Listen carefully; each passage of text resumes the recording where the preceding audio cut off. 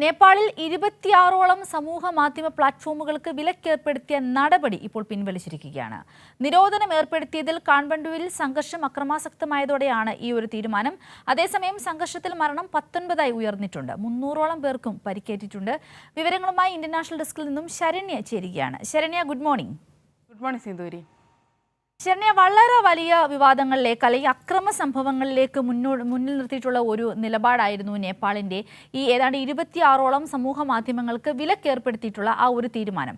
ആ തീരുമാനത്തെ തുടർന്ന് അവിടെ വളരെ വലിയ അക്രമ സംഭവങ്ങളാണ് ഉണ്ടായത്. 19ഓളം ആളുകൾ മരണപ്പെടുന്ന ഒരു സാഹചര്യമുണ്ടായി.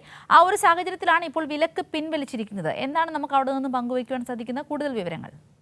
സിന്ധൂരി, ഇന്നലെ രാത്രിയോടെ തന്നെയായിരുന്നു നേപ്പാളിൽ ഈ 26ഓളം വരുന്ന സോഷ്യൽ മീഡിയ സമൂഹ മാധ്യമ ആപ്പുകൾ നിരോധിച്ചുകൊണ്ടുള്ള പ്രഖ്യാപനം പിൻവലിച്ചുകൊണ്ടുള്ള ഉത്തരവ് വന്നത്.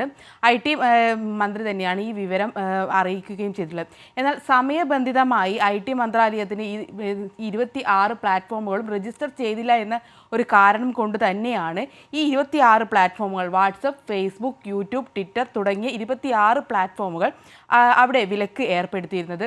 എന്നാൽ ഈ വിലക്ക് യുവതലമുറയ്ക്കും അതുപോലെ തന്നെ ജെൻസി ഗ്രൂപ്പുകൾക്കൊക്കെ പ്രശ്നമുണ്ടാക്കുകയും അവർ പ്രക്ഷോഭം നടത്തുകയും ചെയ്തിട്ടുണ്ടായിരുന്നു.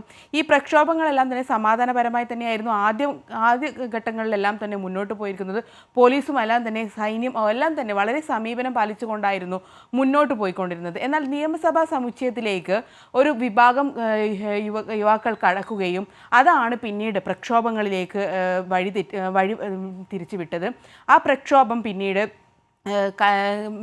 ജലപീരങ്കികൾ തുടങ്ങിയ പ്രക്ഷോഭങ്ങളിലേക്കെല്ലാം പോലീസുകാരെ കൂടുതൽ അക്രമാസക്തരാക്കുന്ന രീതിയിലേക്കെല്ലാം തന്നെ പോവുകയും 19 പേരുടെ മരണം ഉണ്ടാവുകയും ചെയ്തു. 300ഓളം പേർക്കാണ് ഇപ്പോൾ പരുക്ക് പറ്റിയതായി അറിയാൻ റിപ്പോർട്ട് വന്നിട്ടുള്ളത്. എന്തായാലും കൂടുതൽ വിവരങ്ങൾ ഇതാക്കിക്കൊണ്ട് തന്നെ ഇത്തരം ഈ ഒരു പ്രശ്നത്തിൻ്റെ എല്ലാ സംവിധാനങ്ങളും ഏറ്റെടുത്തുകൊണ്ട് തന്നെ അവിടെ ഉണ്ടായിരുന്ന ആഭ്യന്തരമന്ത്രി രാജിവെച്ചിട്ടുണ്ട് എന്നും കൂടെ പറയേണ്ടിയിരിക്കുന്നു. അതുപോലെ തന്നെയാണ് ഇതിൻ്റെ ഈ വിലക്ക് നീക്കിയതായി IT കമ്മ്യൂണിക്കേഷൻ മന്ത്രി പൃഥ്വി സുബ്ബയാണ് ഈ വിവരം പുറത്തുവിട്ടിട്ടുള്ളത്. ഇതിന് ഉത്തരവാദിത്വം ഏറ്റെടുത്തുകൊണ്ട് ആഭ്യന്തരമന്ത്രിയായിട്ടുള്ള രമേശ് ലേഖക്ക് രാജിവെച്ചിരിക്കുന്നു എന്ന റിപ്പോർട്ട് കൂടി നമുക്കിപ്പോൾ വരുന്നുണ്ട്. പോലീസ് വളരെ സമീപനം പാലിച്ചുകൊണ്ട് തന്നെയായിരുന്നു മുന്നോട്ട് പോയിരുന്നത്. എന്നാൽ പാർലമെന്റ് സമുച്ചയത്തിലേക്ക് ഒരു വിഭാഗം വരുന്ന യുവാക്കൾ കടക്കുകയും അതാണ് പിന്നീട് പ്രക്ഷോഭത്തിലേക്കും അത് പിന്നെ ലാത്തി ചാർജ്, കണ്ണീർ വാതകം, അതുപോലെ തന്നെ റബ്ബർ ബുള്ളറ്റ് പ്രയോഗം, അത്തരം പ്രവർത്തനങ്ങളിലേക്കെല്ലാം മുന്നോട്ട് പോവുകയും അത്തരം പ്രവർത്തനങ്ങളാണ് പിന്നീട് മരണത്തിലേക്ക് 19 പേരുടെ മരണത്തിലേക്ക് അടക്കം കാരണമായിട്ടുള്ളത്.